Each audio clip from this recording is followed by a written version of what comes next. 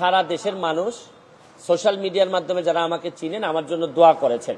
তা আমার ইচ্ছা ছিল যে এমপি হইলে যেসব জিনিসগুলো আসলে প্রকাশ পাইলে জাতির ভালো হয়, দেশের ভালো হয়, এগুলো আমি প্রকাশ করব।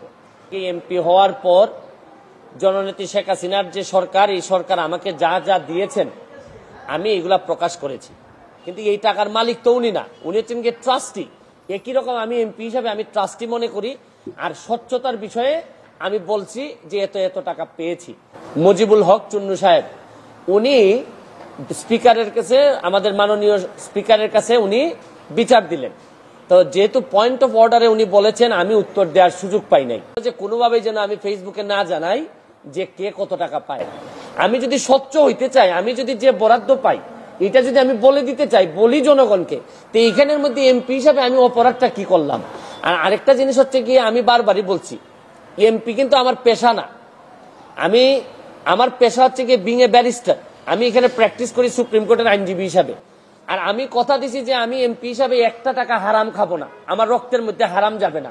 সুতরাং রাষ্ট্রের টাকা, জননেত্রী শেখ হাসিনার সরকারের টাকা, এটা যে টাকা আসবে এটা আমি সবার সামনে তুলে ধরবো।